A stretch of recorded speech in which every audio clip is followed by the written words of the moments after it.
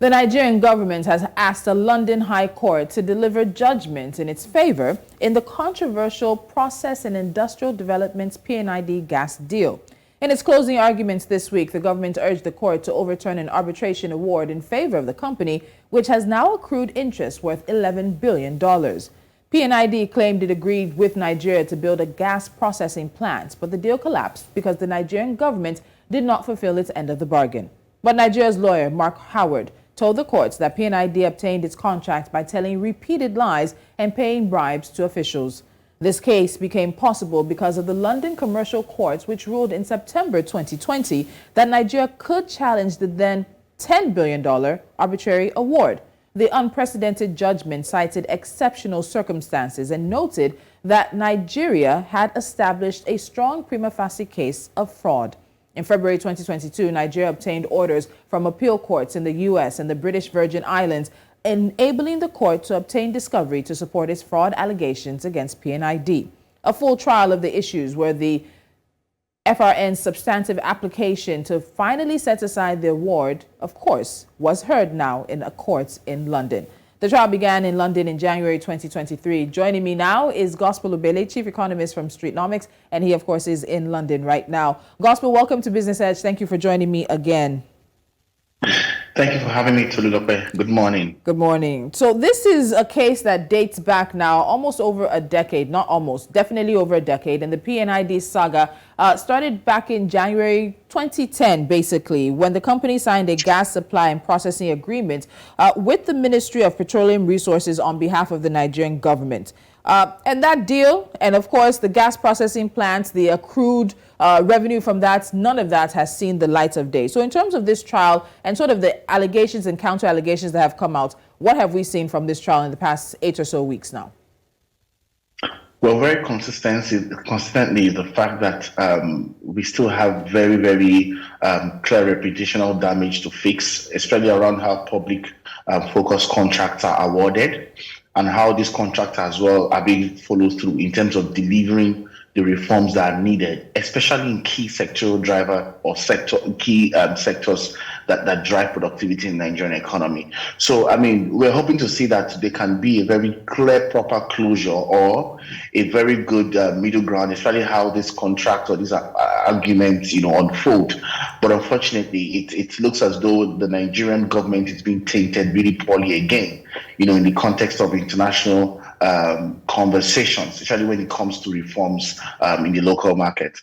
So you mentioned reputational damage. In terms of what investors are possibly looking at when it comes to this issue, what is the damage you see being done to Nigeria's reputation? What is, particularly contractually? Because this is not the only case where Nigeria seems to have issues with the type of contracts it signs and even being able to fulfill certain contract terms. Not necessarily in this case, but there are issues around contractual obligations with Nigeria. So what is the reputational damage you're anticipating or you've seen from this situation?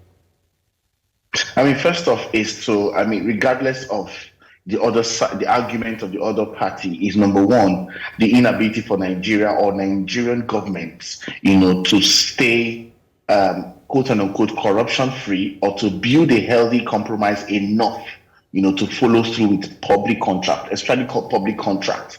And these are particularly very interesting areas when it comes to doing business to a very large extent for foreign investors. Foreign investors want to see that when they put their money into an economy or when they sign up deals with governments in an economy, that deal can be followed through a specific period of time. Of course, taking into cognizance that there will be some fair compromise back and forth, there will be some level of bureaucracy, but everything should sort of be tied up to a delivery of the key mandate at the end of the day. So this doesn't technically help the reputational side of things in terms of we've been able to, if you look at the world of ease of doing business rankings, when it comes to honoring contracts, government regulations, and all of that, you see that Nigeria has really performed very poorly, not just globally, but even across other African nations. So honoring contracts and following through to ensure that contracts are being, projects are being delivered within contractual limitations, or jurisdictions are key as well to driving ease of doing business reform. So these sort of, puts that perception out there again that we're not so much of the people who honor contracts and we're not so much of the people who are really united on the front of what's really important, to us, or united on the grounds of what's of interest to our stakeholders internally. So if you read up on the conversation, you realize that even within the Nigerian government, there are conversations that some government officials were bribed, some members of the technical committees were bribed. Let's not forget that these technical committees are usually set up to a large extent, either the executive or legislative arm, to help facilitate, the delivery of these public projects, as the case may be. Knowing fully well that Nigeria does not really have, or has not really led any significant progress in terms of gas reforms in the last 2 decades, or even since independence, and we have a lot of, significant gas flaring every day, which could be piped down back to homes. Nigerians are paying so much, close to 10 to 15,000 naira to afford gas, for and all of that, and that sort of threatens the future of energy inclusion, clean cocaine, and going green to a large extent. So, facilitating contracts and ensuring that these contracts deliver on significant sectoral reforms are really key, to building up the perception of an ease of doing business environment in the Nigerian context. So really at the base of this is an agreement that said Nigeria would provide gas for a processing plant that would be built by PNID. Just at the very basic, really bearing it down to the bare bones, but there's a bit more involved in that. But Nigeria did not provide the gas, and PNID did not build the processing plant that is at question now. So when you look at this part of it, because both actions should be enough to void the contract, why do we see ourselves getting over 10 years later to this point in time? Neither side, in all honesty, fulfilled the terms of the agreement. Yeah, so again, when it comes to these grounds of challenges, in terms of delivering projects and fulfilling agreements, in a way, we now begin to look at it from a power tussle in terms of where nations sit on the power table globally.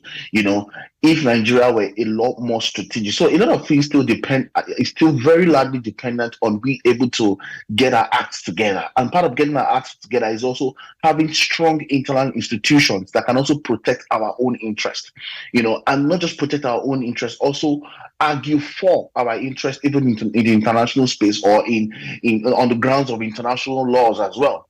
So to a large extent, what we've seen here is that because we do not have the institutional balancing of weight, to pull up those arguments, we're sort of losing grounds in context of these conversations, in the international space, and that again is not a good sign, for investors and for people who are really seeking to do business in the long term. There should be contractual repercussions to not,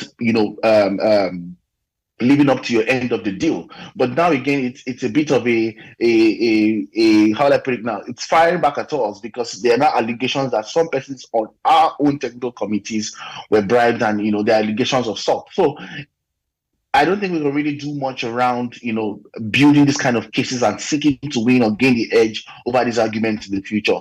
We just need to get our acts together. It cannot be a perfect system. That's one important thing we must note. In the UK is as well not perfect. The US is not perfect. In fact, in many cases, they probably have more spin-offs of these arguments than we do. But what they've also tried to do is to be able to have institutions that can, back and review what's happening locally and as well as in the international space. And we don't have that in Nigeria. And it's largely telling on our ability, to win over arguments or to find a win-win ground around arguments, especially in the regional to international space. Okay, so let's look at who was involved. So the Nigerian government, through its lawyer, Mark Howard, claims that its own officials were accessories to what may have been described as one of the largest scams in history, not just in Nigeria, but even around the world. So in terms of the government officials and the parts that they played, what are the consequences? And I want to give you a list of the people even PNID has mentioned. So PNID mentioned, or rather one of the founders mentioned 2 former presidents, the late Umaru Musa Yar'Adua, as well as Goodluck Jonathan, as being privy to the contract. He also mentioned the late Petroleum Minister Rowan Lukman, whose name has also come up in a case involving Italy and Don Fortuna as well. That's the other case. Other top government officials he named included former Petroleum Minister Desiani Alison Maduke, former Energy Minister Olatunde Odushina, former Presidential Advisor on Petroleum Emmanuel Ogogba, former Group Managing Director of the NNPC Shehu Ladan, as well as his counterparts between 2011 and 2012. Also managing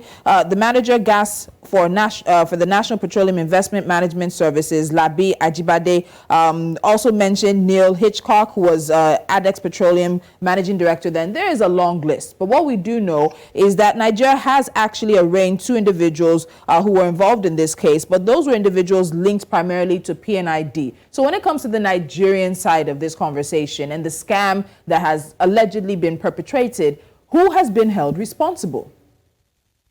Well, clearly nobody has been held responsible, not only on conversations around this particular argument, but also on many other grounds, many other grounds. In many cases where you don't have the rule of law or you don't have repercussions for abusing public offices, when you don't have that in place and it's not done in public. When I mean in public, it's not tried, it's not, actions are not taken to punish those offenders of the law. You have a situation where people would gladly, get away with things, and people will begin to build silos or cliques of draw people into their own camps, to sort of go against the law on many other grounds. So you realize that even a lot of Nigerians are not really, they're not really interested or willing to partake in stuff like this. But by virtue of the position where they find themselves at that particular period of time, they have to be, they are sort of associated, and all of that. So it's technically, and again, clearly speaks to the fact that institutions are very important to not just our reform prospect, but also the credibility of the Nigerian people or the Nigerian economy, the Nigerian government globally. Also to state that not as though those things do not happen in more advanced societies. They do happen. In fact, in many cases, even worse. But because you have strong institutions, from judicial, legislative, and executive institutions, you realize that people are held accountable at every level. So it's a conversion of accountability and having strong institutions that can call people to order, and that can also punish offenders where need be. So, and until Nigeria begins to get that act right within context of, in different ways, look at what has happened recently in the Nigerian elections, and look at many other things that has not done well for our credibility, internationally. Those things need to be revisited, on the grounds of solid institutions, and these issues should be fixed. Otherwise, we'll keep coming back to conversations like this. We'll keep having these kind of issues, and there are many other contracts and bigger projects that would come into the context of things to facilitate reforms. But those projects may not see the light of day, because we have a really, really, really significantly corrupt system. So in light of that, sort of paints a picture for us in how Nigerian officials would have been able to subvert the process. So what is the normal process when it comes to sort of the tenders and contracts awarded in the Nigerian government, and how that process is subverted at times and also puts our officials in a place and time when they could be offered bribes and possibly, unfortunately, take bribes at the cost of the country? Well, I mean, top of mind would be that first, you have a steering or a technical committee, which in many cases it's been decided by an individual, maybe the president, owing to the nature of that particular project or brief, as the case may be. So the president may make the decision to set up a steering committee, and that alone, that selection of that committee may also be a bias selection. Again, bias is also very relative, because bias would be those who can dance to your tune or those who are loyal to you enough to help you facilitate the corruption required, in quote and unquote. So that's number one, should be a checker. No single individual should be able to just pick a steering committee or a group of individuals should be able to pick a steering committee on an important project required to be delivered. Secondly, is the need to also fix the institution. So because you also have institutions that are very weak, you also have a situation where people are intentionally sort of drafting papers and doing stuff to position themselves, in line with leakages across the institution. So you now realize that it's sort of a system recreating itself to enable more levels of corruption, to enable or facilitate more levels of exchange in terms of stealing monies and not honoring contracts and all that. And much more importantly, the quality of leadership that we have. So if you begin to look at these things into the real causal narrative, you begin to realize that it borders heavily on the quality of leadership, the institutions, and the system that has sort of been recreated to sort of feed these nuances, in context. So once we begin to deal across this different pool of issues, then you begin to realize that, I mean, the same thing as well. If you take it, if you want to get a bill passed in the National Assembly, you'll be worried at how many stages that bill has to go through behind closed doors, how many stakeholders you need to probably get buying, and all of those layers of engagement and stakeholder engagement will lead to some form of bribery in one place or the other, and softening of hands, as the case may be. So again and again, these things are also very relative in the concept of international law. But I expect and I hope that, we can sort of clean up these institutions and probably have more credible leadership in context. Again, leadership that can also manage the gray areas of these projects or the weight of these reforms. Every reform or every project required to deliver a particular reform always come on a level of compromise. It cannot be white and black. To a very large extent, it's a gray narrative and requires a lot of win-win, to gain some form of progress around that. And that's one thing that I do not think that we understand enough. And in the context of not understanding that, we now have very weak institutions and poor leaders who are sort of taking advantage of that. So Nigeria needs more credible leadership, more credible institutions, building a reputation to be able to manage that exchange with the international community. Because again, we can't do that on our own. And to a very large extent, maybe even looking inward some more, because I don't think there are no Nigerian institutions who cannot deliver on these projects. Why do you need to reach out to international firms to deliver projects for you? Why do you need an international company to design your airline logo, or to design your cashless economy or your e-naira, platforms and all that? Why do you need all that? You have credible Nigerian institutions who can deliver that. So when we begin to look inwards, we can begin to manage some of these excesses in context to be able to scale. But I really think that these issues are very structural, and we've seen them permeate at different levels of governance. And again, it hints heavily on the quality of leadership and the ideology that drives public leadership in Nigeria. So even as you're talking now, Ajakuta Steel Company is one that readily comes to mind. Yeah. I don't even know if the company has succeeded in producing even 5 kilograms of steel, but we've continued to pay salaries, and we've continued to hold on to this have the same issues as the same thing. All right, so Gospel, closing arguments were heard this week, and at the trial earlier in the week, the Nigerian government urged the court to overturn the arbitration award in favor of PNID, which now has accrued interest worth $11 billion. But it's not just that. This could cost Nigeria a third of the country's foreign reserves. It feels like this big elephant, not even an elephant, probably a bear that's in the room that's heavily breathing down on Nigeria at this point in time. If this case was not to go in Nigeria's favor, what are we looking at? I mean, Nigeria already has a history of really, really public leadership in discipline at many levels, and this is part of what is fueling the revolution among Nigerians, especially in this election. The need for leaders that they can trust and leaders who can help salvage what is left in context. The economy is largely distressed. If it doesn't go in our favor, that will now add to the pool of, again, what we need to deal with in context to really poor revenue positioning and a high level of debt that we need to also, get ahead with. So it's really self-destructive. That's where I would put it. It's self-destructive because we are by ourselves, putting ourselves in a position where we'll further, sort of have to pay through our nose or struggle or strive or constrain the economy for that. And as we're pulling this weight, it's going to affect the average Nigerian because the way the Nigerian economy is structured.